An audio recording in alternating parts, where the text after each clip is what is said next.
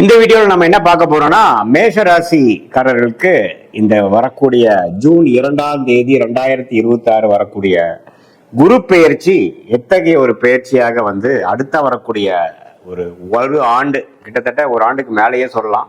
June 26 2027 தான் பாத்தீங்கன்னா மீண்டும் ஒரு முழுசான ஒரு குரு பெயர்ச்சியாக சிம்மத்துக்கு போறார். இப்போ 2026 ஜூன் 2ஆம் தேதி மிதுனத்தில் இருக்கக்கூடிய குரு கடகத்துக்கு மேஷராசிக்கு 4ஆம் இடத்தில் ஒரு அருமையான ஒரு சுப கிரகம் 4ஆம் இடத்துக்கு வருகிறார். 10ஆம் இடம் தொழில் ஸ்தானத்தை பார்க்கிறார்.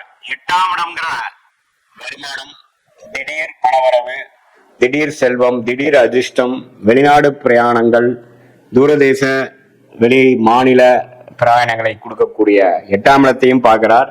12ஆம் இடம் என்று சொல்லப்படுகிற விரயம், சுப விரயம், முதலீடு, வெளிநாடு செல்லக்கூடிய அமைப்பு, ஒரு இடம் விட்டு ஒரு இடம் போகுது, இம்போர்ட் எக்ஸ்போர்ட் ரிலேட்டடா பண்றது, பண விஷயத்துல நிறைய குடுக்கல் வாங்கல் புலக்காட்டங்கள் அதிகமாக போகக்கூடிய அந்த 4ஆம் இடத்தில் உச்ச குருவாக மேஷராசிக்கு பல வாழ்க்கை மாற்றங்களை கொடுக்கக்கூடியதாக 12 வருஷத்துக்கு ஒரு தடவை குரு உச்சமடைகிறார் இல்லையா? அந்த 12 வருஷத்துக்கு ஒரு தடையாக இந்த 2026 ஜூன் 2ஆம் தேதியிலிருந்து அடுத்த ஒரு வருடத்துக்கும் பாத்தீங்கன்னா குரு உச்சம் பலனை கொடுக்க போகிறார். குறிப்பா மேஷராசிக்கு 4ஆம் இடத்திலிருந்து பார்க்கறதுனால, ஒரு கேந்திர ஸ்தானத்திலிருந்து பார்க்கறதுனால ஒரு அருமையான ஒரு வளர்ச்சியை வாழ்க்கையில இதுவரை செய்து கொண்டிருக்கக்கூடிய வியாபாரமா இருந்தாலும் சரி, தொழிலா இருந்தாலும் சரி, வேலையா இருந்தாலும் சரி, நல்ல ஒரு முன்னேற்றத்தையும் மாற்றத்தையும் புரட்சிகரமான சில வளர்ச்சியையும் கொடுக்கக்கூடிய ஒரு பயிற்சியாக மேஷராசிக்காரர்களுக்கு குரு பயிற்சி அமைகிறது.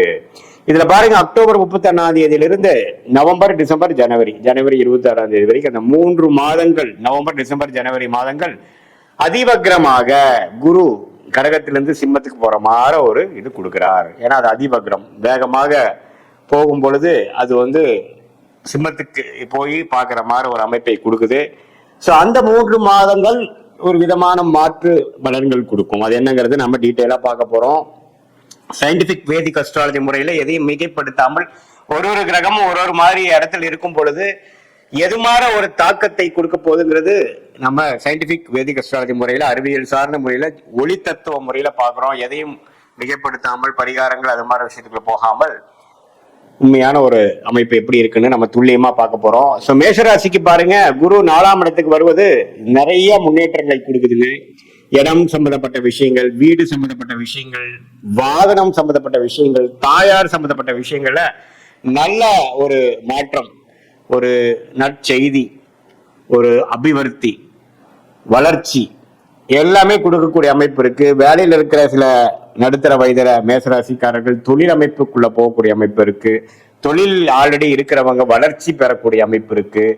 ஸோ எப்போ குரு நாளுக்கு வருகிறாரோ, 10ஆம் இடத்தை 7ஆம் பார்வையாக பார்க்கிறாரோ, 12 8ஐயும் பார்க்கும் பொழுது நல்ல இதுவரை நாம செய்து கொண்டிருந்த முயற்சிக்கு தக்க ஒரு தருணம் கடகடன்னு சிலதெல்லாம் அமைஞ்சிருச்சு சாமிங்கிற சொல்றோம் பாத்தீங்களா? அது மாதிரி ஜூன், ஜூலை, ஆகஸ்ட், செப்டம்பர், அக்டோபர்ல நல்ல ஒரு அமைப்பை கொடுத்து அந்த நவம்பர், டிசம்பர், ஜனவரியில பாருங்க ஓரளவுக்கு நீங்க கஸ்டமர்ஸை பிடிக்கக்கூடிய அமைப்பு, புது புது ப்ராஜெக்டை பிடிக்கக்கூடிய அமைப்பு, வேலையில் இருக்கிறவங்களுக்கு நல்ல ஒரு சோசியல் லைஃப் இம்ப்ரூவ் ஆகி நெட்வொர்க்கிங்ல நிறைய ஒரு அனுபவம் கிடைக்கக்கூடிய அமைப்பு, இது எல்லாமே அதிவக்ரமாக போய் சிம்மத்தில இருந்து 7ஆம் 9ஆம் இடத்தை பார்க்கிறார்.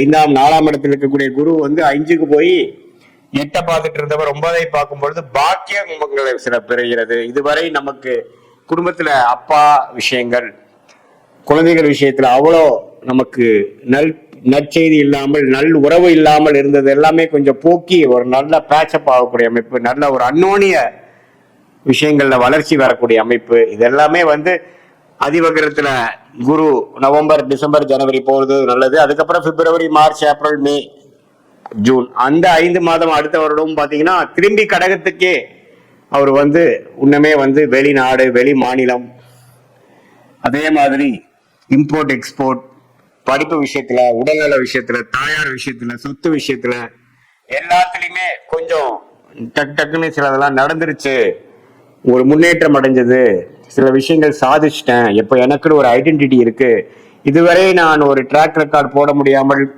தவித்துக் கொண்டிருந்த நான் இப்போ என்னால செய்ய முடியுதுங்கிற அளவுக்கு ஒரு பலன்களை கொடுக்கக்கூடிய ஒரு குரு பயிற்சியாக மேஷ ராசிக்காரர்களுக்கு 2026 ஜூன் மாசம் வரக்கூடிய அந்த குரு பயிற்சி நல்ல ஒரு பயிற்சியாக இருக்கிறது. சனி 12ஆம் இடத்திலே இருந்து விரயங்களை கொடுக்கிறார், சுப விரயங்களை கொடுக்கிறார், டிராவலிங்கை கொடுக்கிறார், பல ரிசர்ச்ல பல முயற்சிகளை பண்ண வைக்கிறார். அதே சமயத்துல ராசி அதிபதி ஆகிய செவ்வாய் பெரும்பாலான 2026 ஜூனுக்கு மேல இருக்கக்கூடிய மாதங்களில ஓரளவுக்கு நல்ல அமைப்பிலேயே குருவோட பல நாட்கள் சேர்ந்து இருக்கக்கூடிய அமைப்பு செவ்வாய்க்கு இருப்பதனால், செவ்வாய் தான் மேஷராசியோட அதிபதியாக இருப்பதனால ஓரளவுக்கு மேஷராசிக்காரர்கள் நிம்மதி பெருமூச்சு பெறக்கூடிய காலங்கள் இருக்கு. ஓரளவுக்கு 2025 பல விஷயங்கள் சரியா வரவில்லை, வர வேண்டிய பணம் வரவில்லை, பல விஷயங்கள் ப்ராப்பர்ட்டி ரிலேட்டடான விஷயத்துல ஒரு நற்செய்திகள் இல்லை அப்படிங்கிற அமைப்பெல்லாம் மாறி ஓரளவுக்கு நல்லாவே வந்துட்டோம் அப்படிங்கிற லெவல்ல கொடுக்கக்கூடிய ஒரு குரு பயிற்சியாக 12 ராசியிலேயே ஓரளவுக்கு நல்ல குரு பயிற்சியாக ஒரு அருமையான ஒரு பயிற்சியாக வாழ்க்கைக்கு வேணுங்கிற முக்கியமான விஷயமாகிய வேலை, உத்தியோகம், தொழில், இடம், தாயார், வீடு, வண்டி, வாகனம், சுகம், இது எல்லாத்தையுமே ஓரளவுக்கு நல்ல வளர்ச்சியும் அபிவிருத்தியும் கொடுக்கக்கூடிய அமைப்பாக நெக்ஸ்ட் ஸ்டேஜ் இன் லைஃப்க்கு நம்ம போகக்கூடிய ஒரு அடித்தளத்தை கொடுக்கக்கூடிய ஒரு ஆண்டாக ஜூன் 2026 இருந்து அடுத்து வரக்கூடிய ஜூன் 2027 வரைக்கும் இந்த 13 மாதங்கள் குரு பயிற்சி நல்ல தாக்கத்தை மேஷராசிக்காரர்களுக்கு கொடுக்குதுங்கிறதா உண்மை. இது பொதுவான பலன்களை தவிர உங்களுடைய ஜென்ம ஜாதகத்தில் உங்களுடைய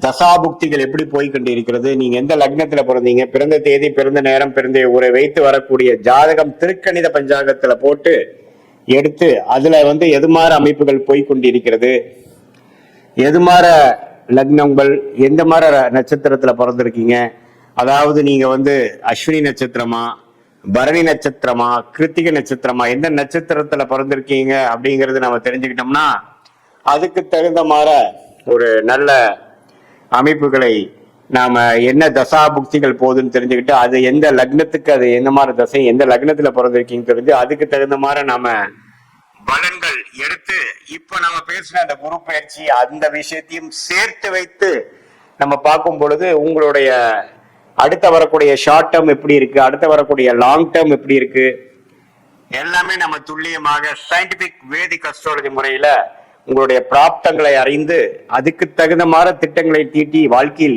எளிதில் வெற்றி பெற முடியும் என்று சொல்ல விரும்புகிறேன். மீண்டும் மற்றொரு காணொலியில் சந்திப்போம். நன்றி, வணக்கம்.